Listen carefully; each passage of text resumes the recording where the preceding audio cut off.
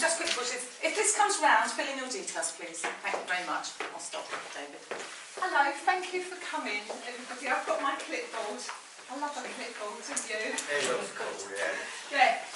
For those of you that don't know me, and I know many of you do, but my name's Zsigo, and I work as a freelance artist here in Medway, and I run an art group called Explore and Draw, which is, I really devised it really to encourage people to connect to their inner creative.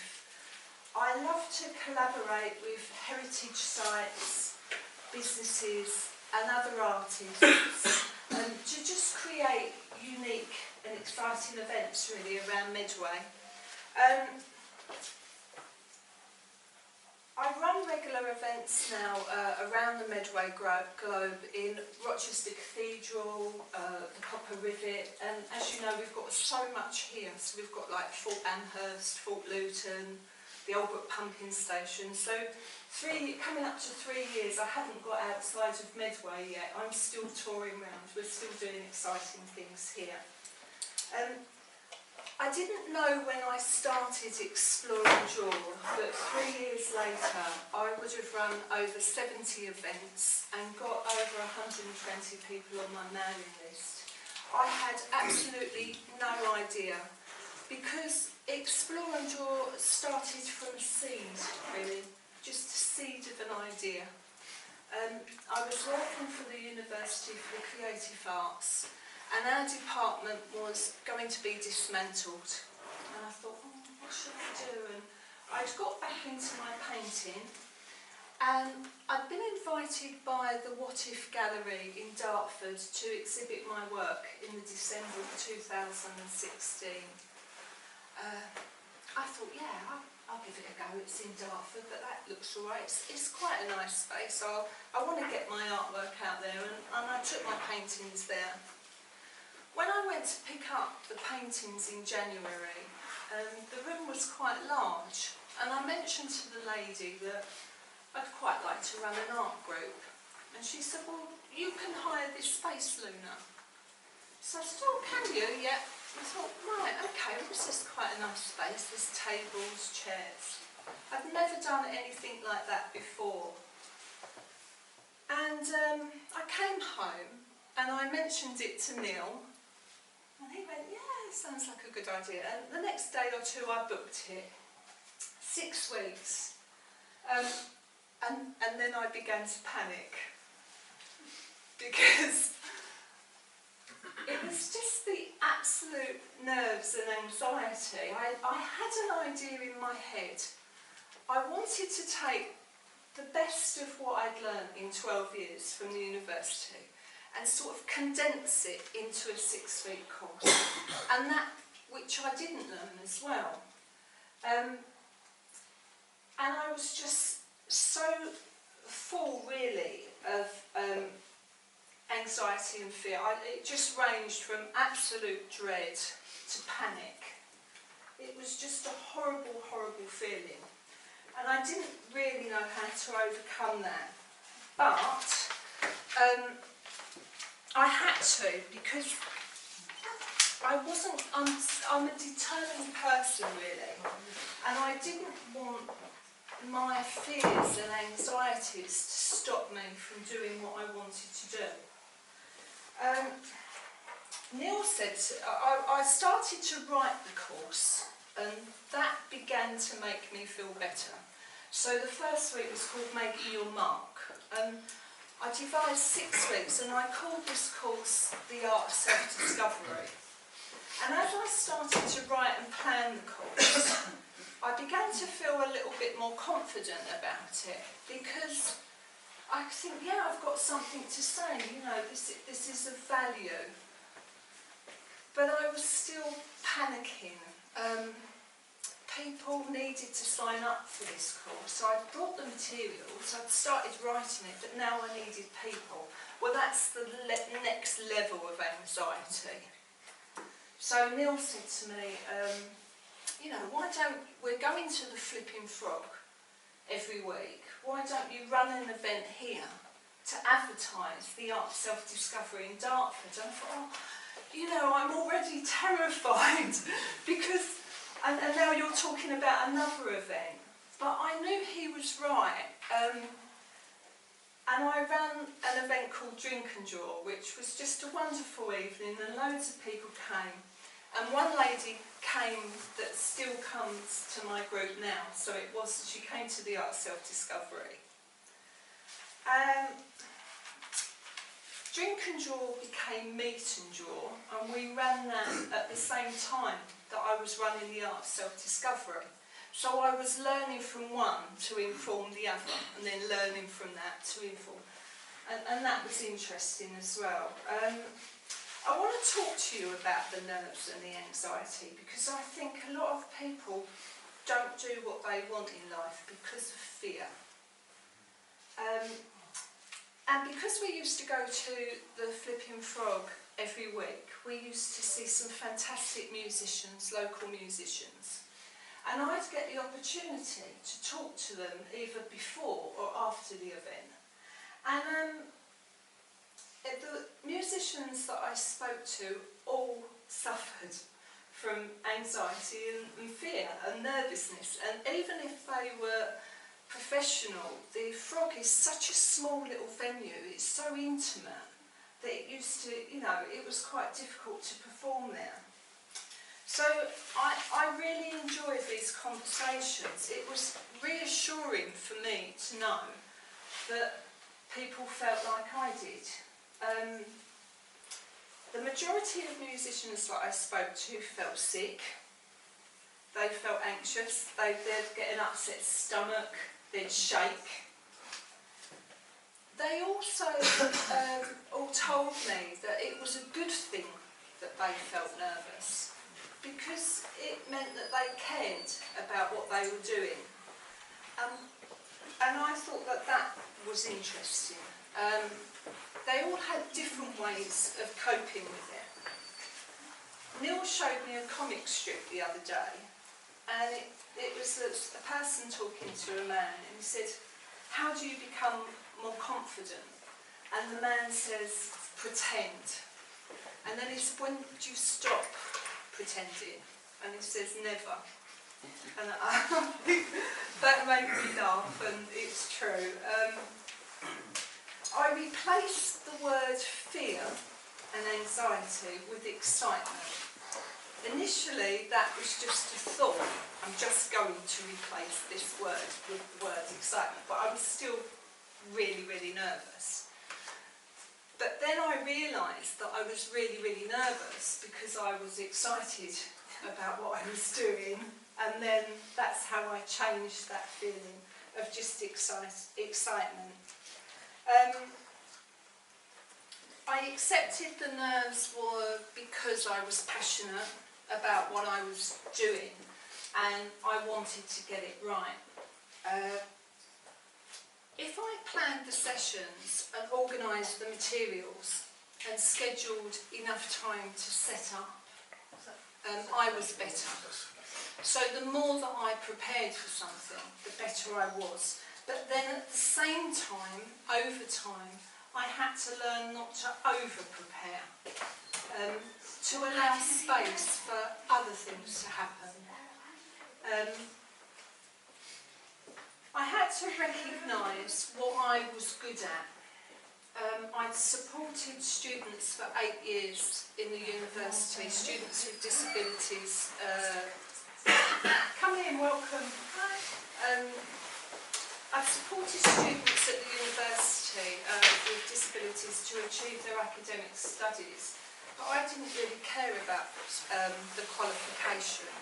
I just cared about encouraging them to be creative and having faith in their ideas, really. So I was a very good motivator, and I was a good facilitator, and I began to realise that as I ran these events.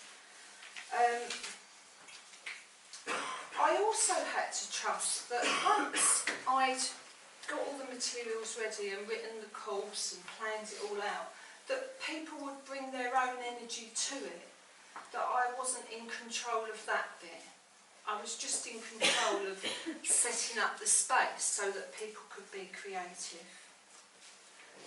it became more about what could I offer to someone, what was my gift that I was going to give to someone that day. And because many people came new to the class, they might come alone, they were actually very nervous and anxious when they arrived. So I wanted to put them at ease. I didn't want them to feel, you know, that I was uncomfortable and then make them feel uncomfortable. And focusing on the other when you're really nervous and stressed about doing something, I found very helpful. I also found that getting nervous and stressed is an absolute waste of energy and time. And if I could focus on how good I was going to feel afterwards, instead of how terrified I was going to feel at the beginning, that made me feel better. Because poor Neil would go through all the fear, the anxiety, and then afterwards I'd be on cloud 9, you know, and buzzing for ages, and then I'd crash. So you just got to focus, you know, on sort of how good I'd feel.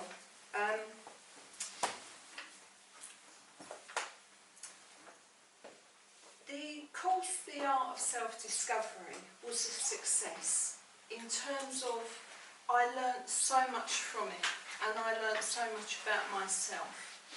It broke even financially, but it wasn't about the money.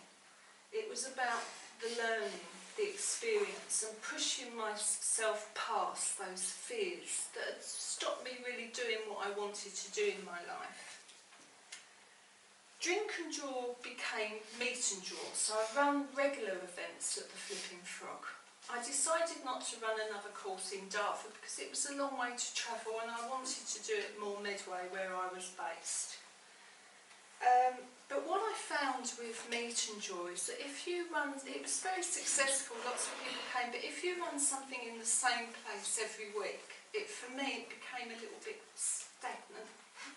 And I had an invitation to go to Fort Luton, and I thought, this is an interesting place. I didn't know this was here, even though I lived in Magpie Hall Road. So, and they were very supportive. They wanted artists and people to come along.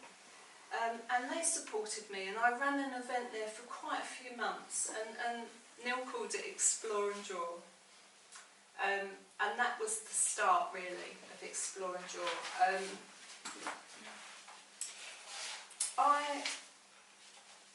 As I said to you, I've been because of Medway's rich history, I've, you know, Rochester Cathedral, the Copper Rivet, I run at regular events, Eastgate House, the Huguenot, the Guildhall, the Old Brook Pumping Station. There was all these places that I could take Explore and Draw.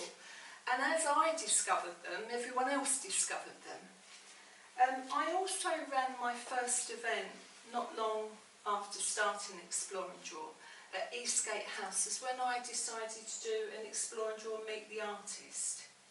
And the reason I done that is I didn't want people to think that there was only my way of doing something, and I couldn't do everything. So I worked with a wonderful artist, curator and milliner called Kathy Keefe, and she brought all her hats to Eastgate House and these handmade shoes, and we all drew and painted from them. And I gave her, you know, the stage to give a talk like I'm giving to you today.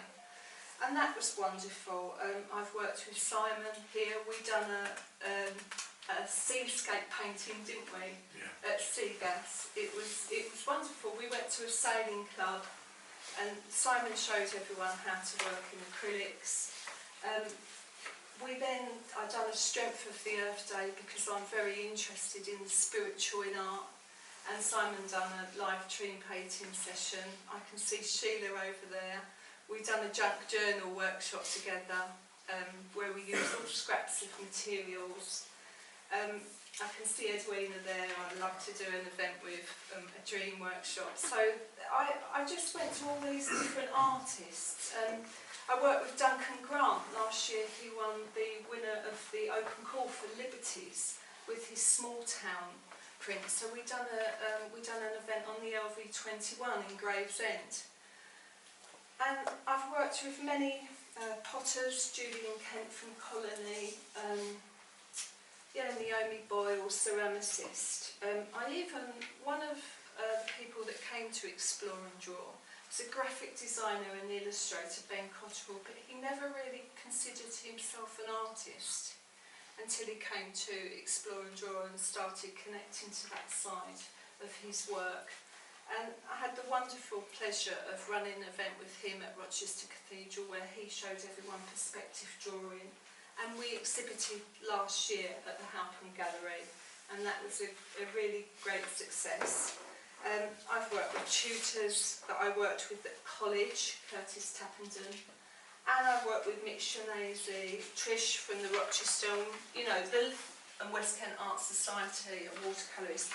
The list goes on really. I've had the privilege to work with these people. I've also worked with musicians. I'm very interested in music and art.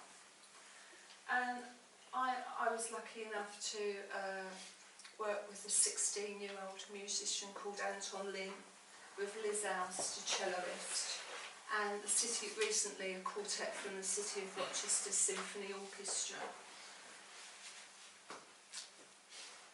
The art of self-discovery really was my journey, the road that led me to explore and draw really, and discover the whole of Medway and see it in a different light, and meet all these wonderful artists. Like I said to you, the art of self-discovery became drink and draw, became meet and draw, became explore and draw, became explore gin and draw, and then became cheese and draw, because at the cheese room in Rochester, just any way to really get a new audience and someone interested in drawing and painting. Before I started my art group, I had no idea that this journey would change my life, and I'd like to think that I've created a community as well of artists, that they all go out together and they go to exhibitions and they've developed their own friendships and groups, which is lovely. I found out about Nucleus, about Intra, about Sunpier, about Rochester and West Kent Art Society.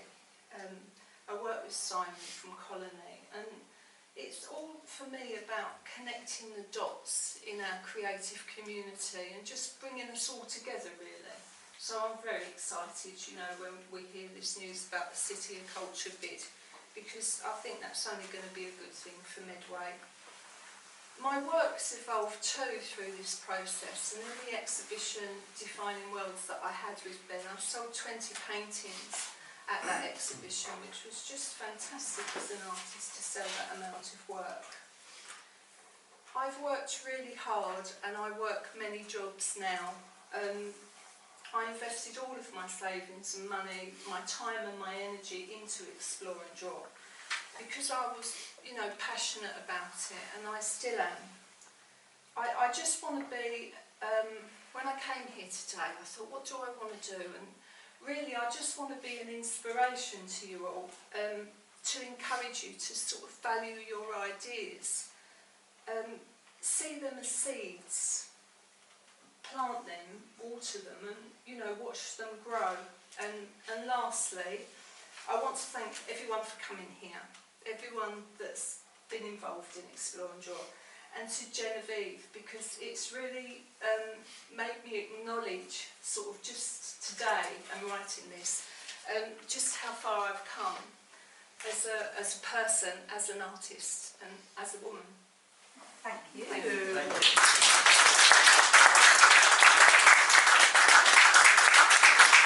So you've got some questions for Luna, but I want to start because I have been on a course, and what I would say is, it is, if you're an artist, if you're not an artist, or think you're not, it's all worthwhile, isn't it? Yeah. Because you come along and you, well, the explore bit is fantastic, but it's just, Luna is really inspiring, and also she goes, well done all the time, even when you've just, it's really brilliant, really brilliant. I think that we all come from, I've got this sort of quote, long after I'm dead, you can quote it, but I think we all come from creation, so we have to be creative.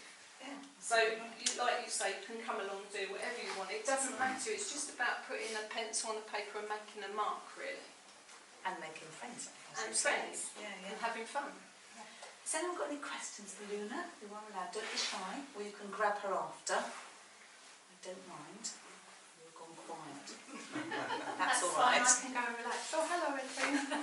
I just want to say that was really lovely, and I had no idea when I first met you where you were going to go, and it's very exciting. I was just absolutely flabbergasted, really. So well done, you. Yeah, Thank well you. done. I do feel like in the last 3 years that my life has changed beyond recognition, really. And it's because I let go of the fear. And the hurdles kept getting higher and I kept jumping, and then you just fly after that, because once you've done one thing that you've been frightened about and you get through it. And even coming here today, you know, I was very nervous. I was really excited about it, but very nervous.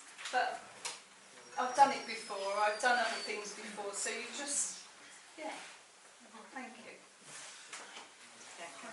Yeah, that was really lovely. Thank you. So how do you get over this fear? What is how can you really control it? Because it's I was thinking through. I will give you a list of things that I use and techniques. I don't know if you was here when I spoke through the way that I deal with it, but I'll give you a list. I changed the nerves to excitement. And I recognise that I'm nervous because I'm passionate about it and that I care. I do a lot of planning, a lot of prep, if you like, and then I think about the other person, yes, that they're more anxious than I am, and then I allow that space for them to bring their own energy. And I do have a lot of love and support as well. Yeah, and with that I was able to just overcome the fear and recognise that I was nervous, but sort of changed the word terrified to nervous. and then a few little breathing techniques, and then yeah, I can talk to you afterwards. And if anyone wants to talk to me or email me or take a card and email me, I'm more than happy to help with that. I think the other thing to recognise, when you did say it, is that you work bloody hard. So it's not an accident that you've done well, because you have worked really, really hard at it. Yeah, work And really hard. I think all of you recognise that, don't you? The harder you work, the more likely you are to get something And I out think of it. if you're passionate about something, you will work it, because I work 7 days a week, 24 hours a day, and I work different jobs, you know, to survive as an artist and pay my rent. But when I come home and I'm working on Explore and Draw, it's just part of my life now. It's not work really, it's just... That's the goal, Yeah. I think. Well, thank you, Luna. Thank you. I think we'll... No, thank you.